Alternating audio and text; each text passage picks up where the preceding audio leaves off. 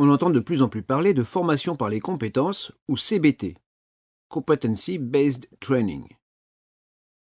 De quoi s'agit-il? Il ne s'agit pas d'un programme de formation. Le programme ne change pas fondamentalement. C'est une approche différente de la méthode pédagogique. Notre méthode pédagogique actuelle consiste à former nos élèves à restituer essentiellement des exercices de pilotage et de noter la restitution brute de ces exercices, c'est-à-dire réussi, en cours d'acquisition ou non acquis, par la position d'une croix plus ou moins complète dans une case. Au niveau de la notation, cette nouvelle méthode pédagogique par les compétences consiste non plus à noter le résultat brut de l'exercice réalisé, mais plutôt les connaissances, l'habileté, le cheminement de pensée et les décisions prises par le stagiaire qui ont conduit à la réussite ou à l'échec de cet exercice. Le HASA a la volonté de mettre cette méthode en service pour l'aviation générale. Beaucoup de nos instructeurs travaillent déjà dans cet esprit. L'enjeu est de mettre en place cette méthode pour qu'elle soit appliquée systématiquement. Nous allons donc bientôt l'utiliser dans la formation de nos pilotes de planeur. C'est pourquoi nous allons ici détailler les grandes lignes des changements que cela va apporter. Pour commencer, définissons quelles sont les qualités nécessaires à un pilote de planeur pour voler en sécurité. L'étude des accidents nous révèle que de savoir piloter n'est pas suffisant pour assurer la sécurité d'un vol. L'habileté est nécessaire, certes, mais ne suffit pas. Une grande partie de la sécurité du vol provient également du comportement du pilote et de ses connaissances. Globalement, un pilote de planeur doit répondre aux 3 critères suivants. Le savoir, qui correspond aux connaissances, le savoir-faire, qui correspond à l'habileté, et le savoir-être, qui correspond au comportement. Sept compétences ont été définies et classées dans ces domaines.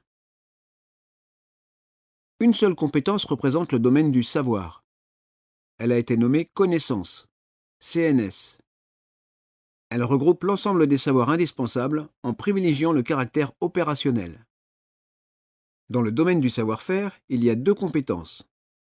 Le pilotage, PIL, qui représente l'aptitude à piloter avec précision et sécurité, et le respect des procédures, PRO, qui représente l'aptitude à connaître et respecter les différentes consignes et procédures en vigueur. Enfin, dans le domaine du savoir-être, il y a 4 compétences. La conscience de la situation, COS, qui représente la capacité à percevoir le niveau de risque lié à chaque phase de vol. La gestion de la charge de travail, GES, qui représente la capacité à gérer les priorités. La communication, COM, qui représente la capacité à bien échanger avec les autres. Et la décision, DEC, qui représente la capacité à choisir entre différentes options et à mettre en œuvre une décision. Ce sont ces compétences que cette nouvelle méthode va nous demander d'analyser et de reporter sur la fiche de progression en plus du résultat brut de l'exercice. Ce sera un travail plus complet, car en plus d'évaluer le résultat global d'un exercice, on va déterminer et cocher dans GSASO les compétences qu'il faut améliorer. La révélation d'une compétence mise en défaut lors de ces différents exercices permettra aux instructeurs successifs de cibler cette compétence et de travailler à la consolider. Cela profitera à tous les exercices et au savoir-être général du stagiaire pour la sécurité de ses vols. Prenons un premier exemple pour illustrer le propos. À l'issue d'un vol, un élève réalise une PTL.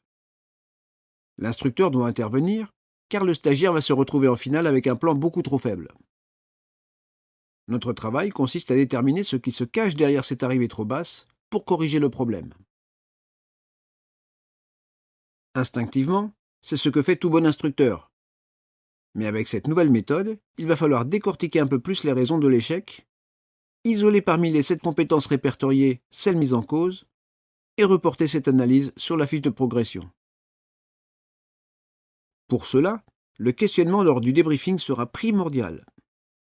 En effet, pour un même résultat, Ce plan trop faible en finale, les causes peuvent être diverses. Listons-en quelques-unes. L'élève ne sait pas construire son tour de piste en partant du point d'aboutissement qu'il a choisi. La compétence mise en cause dans ce cas est la connaissance. L'élève a une mauvaise utilisation des aérofreins. La compétence mise en cause dans ce cas est le pilotage. L'élève n'a pas pris en compte la force du vent et il a viré comme d'habitude. La compétence mise en cause dans ce cas est la conscience de la situation. Ou encore, l'élève qui avait l'habitude d'être guidé par l'instructeur n'a pas viré en base de sa propre initiative. La compétence mise en cause dans ce cas est la décision. Cela peut être aussi dû à une mauvaise gestion de la charge de travail. Si par exemple l'élève s'est concentré sur ses messages radio au détriment du pilotage ou du respect de la trajectoire. On voit bien ici qu'en fonction de la compétence mise en cause, le traitement du problème ne sera pas le même. La simple répétition des tours de piste ne réglera pas tout. Comme cela a déjà été dit, il est très important de réaliser un bon débriefing avec un questionnement qui aidera à clarifier la situation. Prenons un autre exemple, avec ce que pourrait être l'analyse du comportement d'un élève lors d'une treuée, en ciblant les différentes compétences concernées. L'élève ne connaît pas les procédures de sécurité associées à la treuée. La compétence mise en cause ici est la connaissance.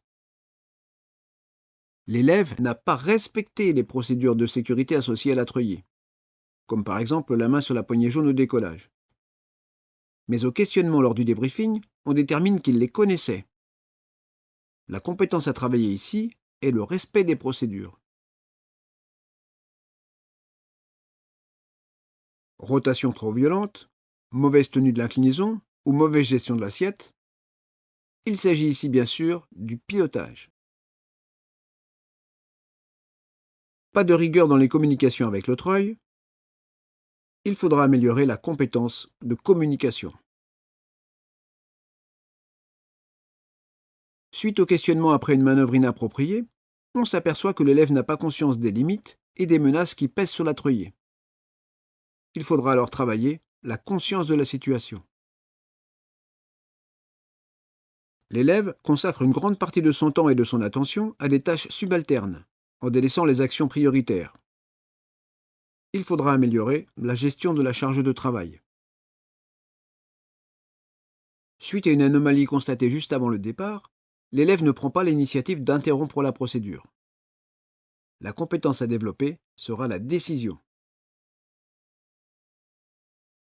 Quelles que soient les compétences détectées en défaut lors de cette treuée, actuellement la notation de l'exercice serait représentée par des croix incomplètes sur la fiche de progression, ce qui ne donne pas d'informations pertinentes sur ce qu'il faut perfectionner.